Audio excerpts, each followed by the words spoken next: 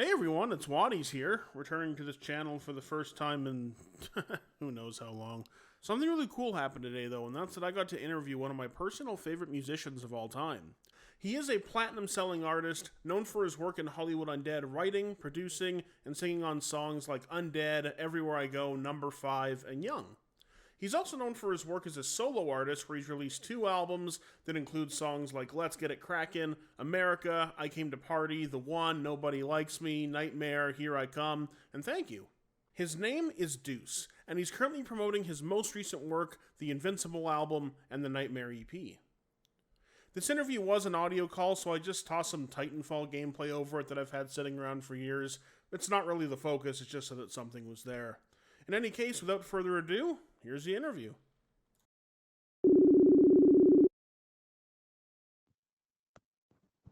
Yo, my brother. Deuce. Hello. What's up? How you be, brother? I'm good. How are you? I'm good, man. I'm just chilling. Awesome. How's the last year been? How's COVID treated you? It's crazy. It's just a lot of masks, just trying to stay safe, trying to stay healthy, I guess. Hopefully I don't get it, but we're still doing COVID. Yeah. I Yeah, guess we're trying to, we're wearing masks, trying to avoid it, trying not to get sick and stuff like that. yeah, I guess you have an excuse to wear all your masks in public now. Exactly. Yeah, now I'm Deuce all day long. Exactly. Man, I gotta. Yeah. It's a perfect time. Yeah, how about you? How's COVID treating you? Oh, I'm certainly tired of it, like everyone else is, but I'm also fortunate and thankful in the way that my friends, my family, and I have all remained relatively safe throughout it. Nice. Still difficult, but at least things aren't horrible. Yeah, exactly. That's cool. Sounds good. Yeah. So you got some questions, my brother? You want to throw at me? Oh, you know it. Yeah. For sure. Let's do them. Let's hit them up. Awesome. You know what I'm saying? Sounds good. Well, I guess maybe because this is my first time getting to interview you, I maybe just go through the whole career, and maybe a little more focus on the end since we're Invincible is the most recent stuff. Yeah, you got for sure. So from the start, you explode on Myspace, and your first song, "Turn Out the Lights." Sorry, that wasn't the first song. That was just the song that exploded with Jeffree Star. The Kids was the first That was song. like the third track that we made in the Hollywood Undead. Third song we made, was "Turn Off the Lights." Yeah. Yeah, that was a good one. That's definitely one of my favorites up there. Yeah, well, it's I got like you a that lot of early success. It's easy to see. Yeah. And then you have what will become a recurring theme, label troubles. You get signed to one label, I believe, and then, for the next couple years, you want to get off that label because they're not letting you release the music you want to release. Is that right? Yeah, sort of. I mean, oh yeah, like MySpace and stuff like that. Then we went to Interscope afterwards. Yeah. Yeah, exactly. And then we went to Interscope, and then we started going back into the direction, the original direction, like Turn Off the Lights and the Kids, Scene for Dummies, kind of more in that direction, I think, after we went to Interscope. So, yeah. Exactly. And then, finally, 2008, after 3 years of working on those songs, you're finally able to release Swan Songs. And you have a platinum-selling album on your hands, which is fucking nuts. Yeah. Definitely. Yeah, that was a fun album. We definitely took time to make. We were always recording. We were always, having fun up at the club, all that stuff. So it was just like nonstop, like writing, recording, and partying. And it was just kind of like, it was cool. It was good. Yeah, and one of my favorite things about that album is how varied it is from song to song. You'll have something like Sell Your Soul, which is a, heavier rock track, followed by Everywhere I Go, which is, full-on party song. And, eventually get to Black Dahlia and Paradise Lost, which are more serious tracks. So I mean, that album covers a wide range of stuff, and I love that because every song's different. Every song, it's fresh every 3 minutes. You're getting hit with something new. Exactly. Yeah, that's cool. It's a cool album. Everyone has their favorites on it. And I guess each person has their own favorites on it, and everyone's mine, yours, whoever. They're all, each person has his own taste. But yeah, there's always I think each person will find like a certain chunk of songs that they like out of that album. Their own chunk, and I don't know, something like that. Yeah, for me that chunk's the whole thing. Yeah, definitely. That's I mean that album, there's a lot of albums that'll be important to people or whatever, but I mean that one for sure is a top 3, and I've commonly said it's my top 1. It is. Yeah, that is a special album right there. for sure. Yeah. There's some good, definitely a lot of good stuff on that album. Yeah. And but it doesn't stop there because you made 2 more very special albums to me as well. Yeah. So I guess getting past Swan Songs, then there's a few EPs that come out with some of maybe the B-sides or rare tracks from that era, like a Circles, Bitches, The Natives, stuff like that. Yeah. And at the same time, that's when your solo career started, and you were still in Undead at the time, I believe, because that's when the 2008 EP came out. Yeah. 4 songs that went on to be revamped on 9 Lives. Exactly. And I guess about that, there's something interesting I read, and I was just sort of curious about this, that Circles and Gravestone were largely about a person named Psy that is obviously referenced throughout a bunch of your songs, but they were actually about the same topic, being a breakup where one Circles is the sad end of that and Gravestone is the angry end of that. Is that true? Yeah, I mean, they're kind of similar, actually, in a weird way. They actually kind of have connection with the songs, I could say, in a weird way. Circles is kind of sad, and then Gravestone, goodbye, where we used to drink and laugh and all that stuff, and now we're different, sort of, I don't know. Yeah, growing, sort of like, I don't know. Yeah, sort of just like, I don't know, growing up almost, That's kind of like, as artists or whatever. So yeah, they're kind of similar, I guess, similar subjects and stuff. Yeah. Yeah. No, that's really cool. When I sort of was reading that, I was listening them back to back, and I was like, fuck, this is really cool. Like, kind of getting that new perspective on it. Yeah, they're both exactly similar idea, kind of like goodbye. They're both kind of weird and sad. So yeah. Yeah. And then, so after that, then Desperate Measures comes out, the half sort of studio, half live album, and I guess, what do you remember about the Swan Songs tour, and do you have any fun memories of that time? Yeah, we was just playing festivals and big like indoor festivals, and we were just rocking out like nonstop. Like every 4 days in a row, we'd go like, I don't know. Felt like it would go like 9 months straight, for a second. Yeah. And we're just, like most of the time we were like pretty tight, and the teamwork was good, and it's good. It was, it was fun. And I think most of the time we had pretty good teamwork. And then, sometimes everyone would just drink and kind of do their own thing, so. I don't know. Yeah, it was fun. It's cool. It was good, I liked it. Yeah. And then I guess my question from Desperate Measures specifically, Dove and Grenade was a new song for that, kind of half studio stuff, half live stuff. There was a rumor online at one point that Dove and Grenade's chorus was actually part of a different song and was integrated into sort of a new beat. Do you recall if that's true?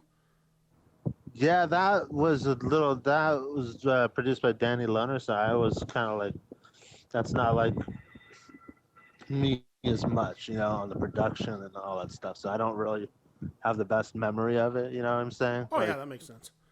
So yeah, it's cool though. Yeah, I like it. It's cool stuff. It's just it wasn't produced fully by me, Yeah. Danny Lohner produced it. So I would say Right. I don't know all the details of that specific album or whatever, you know. Yeah. Uh, so, Cool. Well, then after that, we get into more label problems. And you can't get out of your old contract, so, throughout 2010 and 2011, you're just releasing a bunch of free work. yeah. I think I remember my first batch of, I found like 14 songs from you or something that were just floating around the internet. I was like, whoa, this is awesome. It's like another album here. Yeah. And then shortly after that, sort of compiling all those tracks was the Call Me Big Deuce EP. Yeah.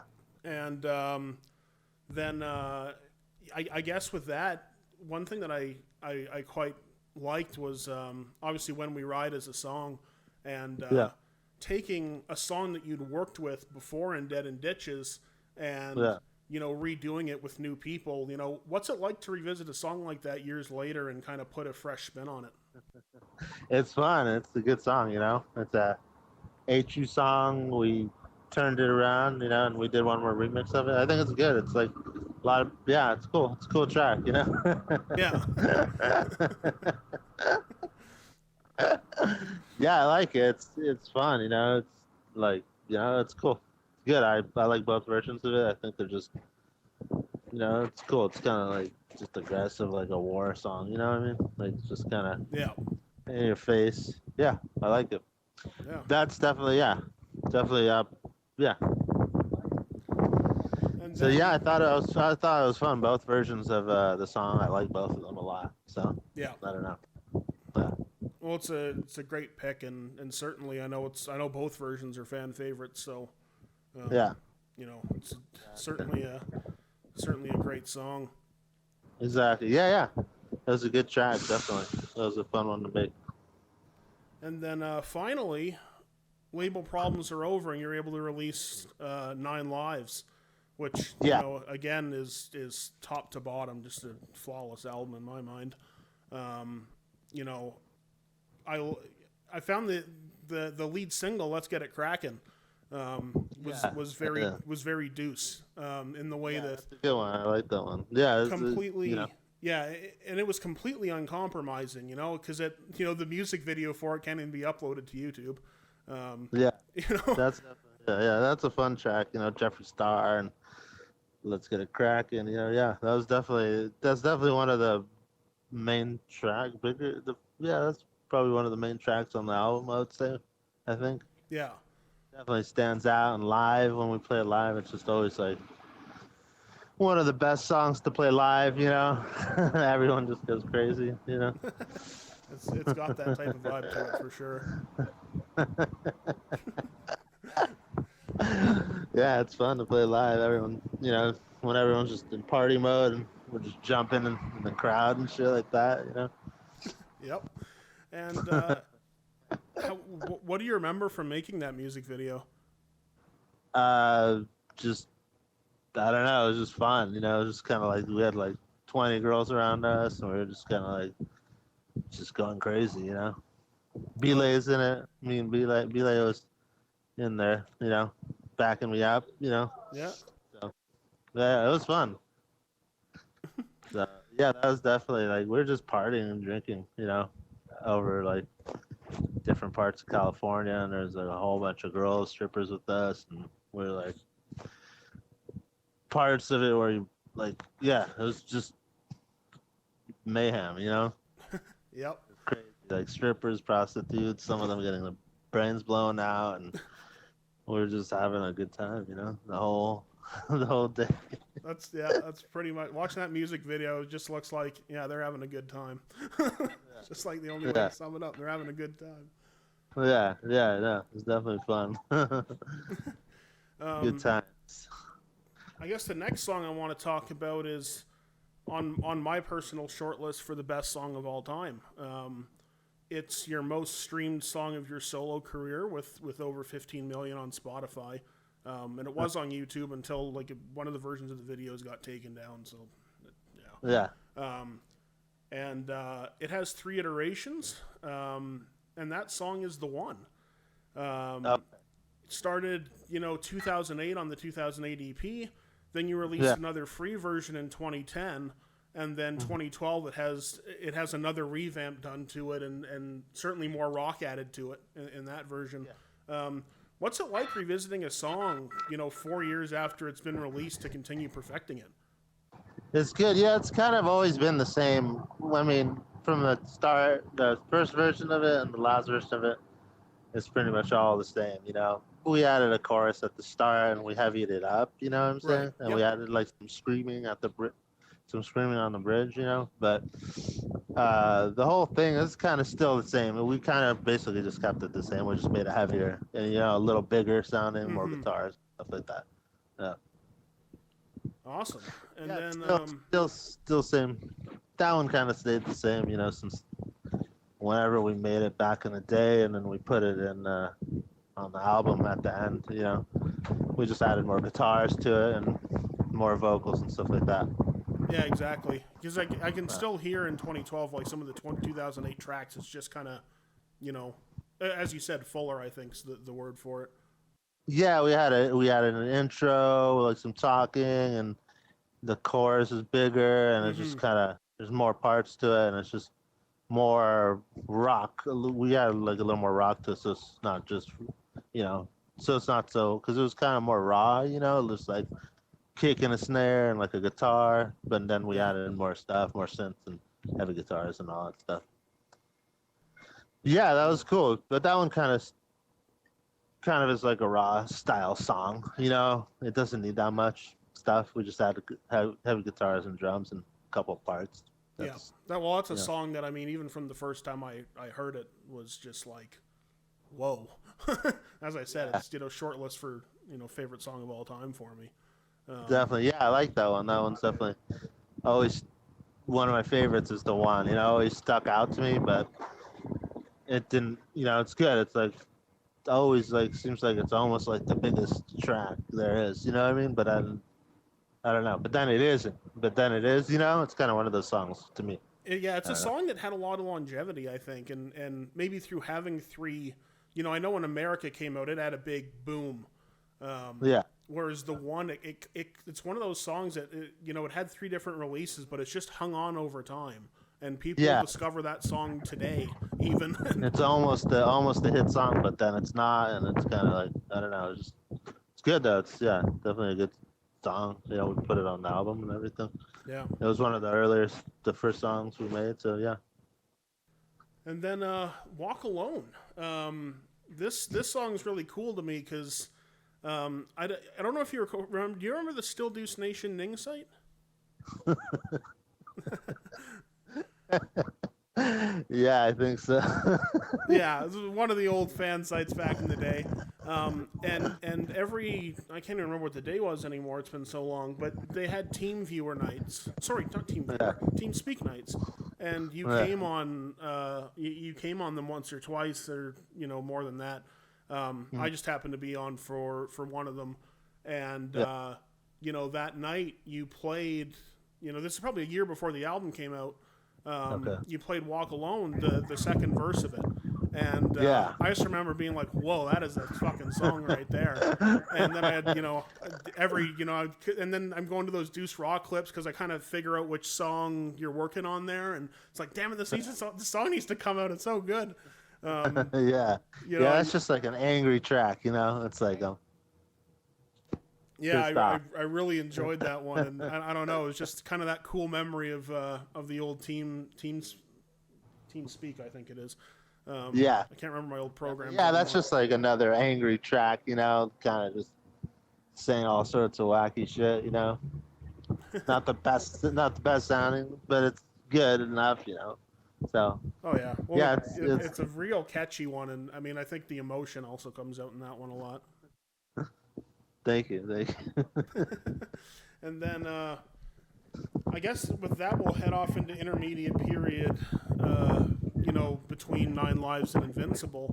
And you end up on a lot of features in that time, a couple Blood on the Dance Floor songs, and, well, actually, a lot of songs. I think there was probably 6, 7 features in there. Broken Side, couple of songs there. the Ronnie song with b.lay. Yeah. And I remember back on that TeamSpeak night, I asked, would you ever consider making a song with your sister? Because you hadn't yet. I mean, she's obviously been on tour with you and all that, but, there wasn't a song yet. And then 2013, she releases Will You Cry For Me, which has you on the chorus. That was, that's a really great song and to me. How was it getting to feature on that song, and how was it getting to work with your sister like that? It was good. It's fun. Which song was it again? Will You Cry For Me? It's good. Yeah, it's good. It was just kind of like another track we had extra, and we just gave it to her. You know what I'm saying? She wanted. It was just something. It was more softer for like a girl, so we just hooked her up with it. You want to use it? You want to have it? And she said yeah. So we gave it to her. Well, nice. It worked out. Yeah, exactly. Yeah. Then, after, this kind of feature era, I guess, 2014, 2015 rolls along and we start having label problems again for the third time. Yeah, exactly. And this is probably the single coolest thing I've ever seen an artist do. And I don't know if you can even talk about it, so we can skip it if we need to. But the album gets leaked in October of 2015 because it just needed to be out there. And again, thank you. Like that's seriously the coolest thing I think I've ever seen an artist do before. It's like, okay, I can't release it. It's theirs. Exactly. How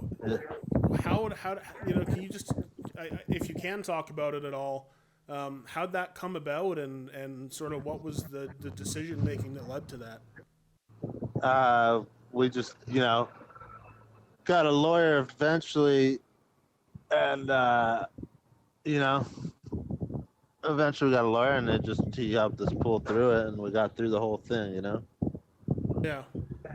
Well, it was. Yeah, we just pushed through it. We just kept pushing through it until we got out of whatever contract we needed to get out of, and we made sure all the songs were ready, and then we just went forward from there. That's awesome. And yeah, just and one thing I find cool too is I think in April, March, something of 2015, you'd released Invincible and Just Pretend as songs. And I remember at the time, Invincible wasn't even planned to be on whatever the next album was. It was just a free song that was out there. And it went on to become the title track of the song and make it both on the leaked version and the official version. So just kind of a cool arc to that song there. Yeah.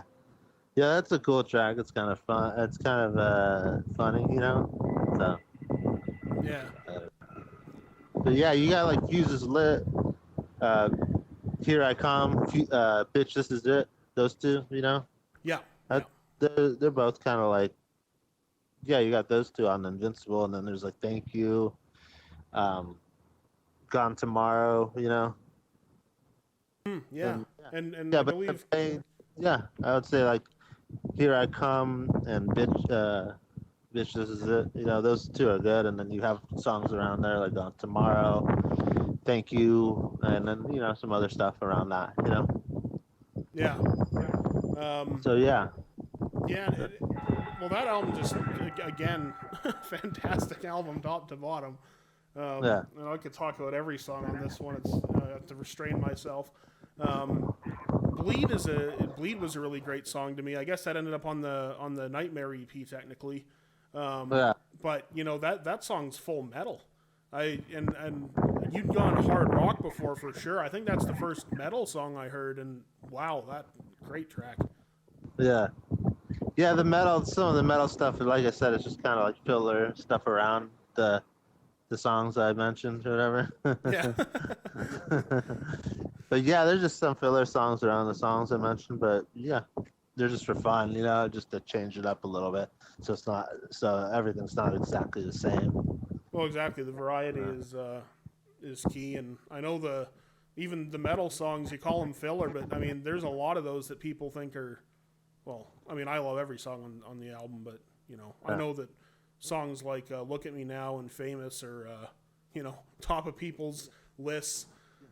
Yeah, that's cool. They're kind of filler for fun, you know what I mean? But you could bump them, but they're not like the Deuce sound, you know. But we just kind of did some stuff like that with guitars, like with the guitars, just for fun, just to change it up, you know, just to have fun. I don't know, just to make some like rock tracks and stuff like that, also on the side, you know. Yeah, well, it worked out. It was a great experiment. Yeah. And then I guess, and I also got to bring up "Hell's Gonna Break Loose." Yeah, that's another good one. Again, yeah, like Hell's Gonna Break Loose, Bitch, This Is It, you know, Fuses, Bitch, This Is It, Here I Come, you know, and then you got Gone Tomorrow. Yeah, you got like, you know, there's like a good half of it's like the core, and then the other half's kind of like filler a little bit, you know, just to be honest. I don't know, it's kind of like that, you know, I don't know. I love how you consider it filler, but everyone's just like, "Wow, this is the greatest stuff." I mean, I don't know. I mean, it's better. It's better than nothing. You know what I mean? Fuck, you gotta release your filler more often. Hey, if you got any filler tracks in the backlog, just release them. I'll take them any day. Yeah. Hello. Yeah. I mean, I don't know. And I guess something cool about "Hell's Gonna Break Loose" too is that James produced that track, I think. Yeah. And what was it like, kind of taking a backseat on production and trusting someone else with the steering wheel on that one? It's good. It's good to change it up. You know, he made the music on it instead of like me making the bass of the music on it. You know. So, yeah, exactly. Because that's it's most fun. of your careers. It's cool. It's different. You know, it's a different feel. He has a different way of writing and putting the sounds, music together. You know, and I have my own way. He has his own way. You know. I don't know, you know, stuff like that. Yeah, and then the rap flow, it's good. The way your rap flows with the guitar in that song is something I always just found absurdly catchy. Yeah, thank you. Yeah, he's good. He's a good producer. He knows he could definitely, you know, he puts together good songs, and he knows how to play like a whole bunch of instruments, and he's good with all. You know, he's definitely like better than me in one way when it comes to like producing and like, you know, recording and all the technical stuff, you know, and I may, you know, so yeah, it's definitely cool to use some of his tracks also. Yeah, just a variety and mixing it up. Exactly. Yeah, mix it up, change it up, you know. Yeah, I guess that brings us to today.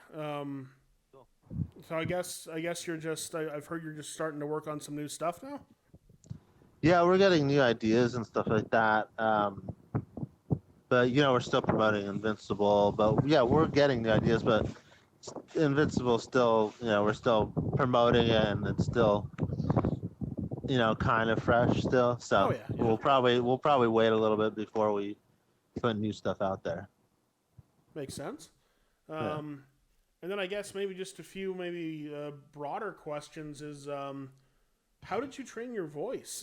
You know, your voice is certainly one of the strengths, especially. I mean, I remember when I was listening to some of the Swan Song stuff for the first time, I was like, "Who's that guy?" And I was, you know, it's the guy who's on all the choruses. Yeah. You know, it's certainly one of those things that I gravitated to immediately when I, you know, knew nothing about what I was listening to. How did you train your voice, and how do you maintain it? Just practice. I mean, just writing a lot, like chorus after chorus, you know. You write 5 choruses for one beat, you know, eventually your voice will get a little stronger, you know, and then that's what I always did. I always just pumped out as many lyrics as I could to get something decent, you know, something just at least good enough, you know, because it's hard to get something that's like really good, you know. So we just at least get something good enough, you know. Sometimes it takes like, I don't know, 5, 6 choruses of lyrics, you know, and then more, and then some, you know, and half of those, record half of those, and then, you know, and eventually your voice just gets stronger because you keep recording and keep trying different things on the mic, and stuff like that. cool to hear. Yeah. And then I guess something that is maybe underappreciated. You know, people always make so much about, you know, there's the Undead era and there's the Deuce era and all this stuff. But you've actually worked with a lot of people who were involved in both of those, which is maybe how, you know, the Deuce sound remains consistent. Jimmy Yuma is one example, and then Ben Gross has mixed all 3 albums, I believe. Swan Songs, 9 Lives, and Invincible. So, you know, what's working with those two like, and you know, what keeps them staples throughout your career? They're just good. Yeah, I mean, they know what they're doing. You know, they do their thing, and they ask me, you know, if it sounds good, and I say yes or no. You know, they know. You know, they just they're, you know, he's mixed so many songs. Ben Gross has mixed like a million songs, so he just kind of shows me like again, he has like 9 versions of each song that sound all sorts of different ways, and eventually we pick one and kind of tweak it from there, tweak there, tweak here, and then we're good, you know. And, you know what I mean? Oh yeah, that's awesome. So he'll hit something we like, and then we'll kind of go from there, you know, in the mixing room, like, oh damn, that's cool how you made that chorus sound like a little different, but has more, you know, it's more melodic than it was somehow, you know, I don't know, something like that, and we'll kind of just go from there, you know. Yeah. Well, that's awesome. And then there's been a few backup songs, or maybe songs that were unreleased throughout your career. You know, that appeared in these little video snippets, Where We're Rolling, What's Up Now, and La La La La. Yeah. You know, are those songs still in a vault somewhere, or are they completely scrapped? They're just scrapped. They're just some random stuff we recorded and didn't go anywhere, and then someone accidentally like uploaded it to YouTube or something like that. Yeah. That's how it goes. Awesome. Well, that's the bottom of my questions list. I think. I could go back and talk about every song if I wanted to, but I think you probably have a life you want to get back to. Yeah, exactly, dude. Thank you so much for supporting us and helping us, and you know, supporting all the music and all the stuff that we've done since day one. You know, I mean, thank you. Thank you. Of course, and thank you for you know making just 3 fantastic albums and 3, 4. 3+ EPs. We're trying our best, you know what I'm saying? Yeah, no, it's I mean, you know, if you know, I listen to something almost every day, you know, it'll appear on my shuffle or something, or you know, I'll end up on a big binge of, you know, all the albums, EPs, and free songs and all this stuff. So thank you so much, and you know, just a reminder to anyone who listens to this to go out and buy Invincible and 9 Lives and Swan Songs. And for sure. Anything else you want to plug? No, that's good. Thank you, brother. Awesome. Well, thank you so much, and have a great rest of your day. Okay, thank you, man. You too. See you later. Later, brother.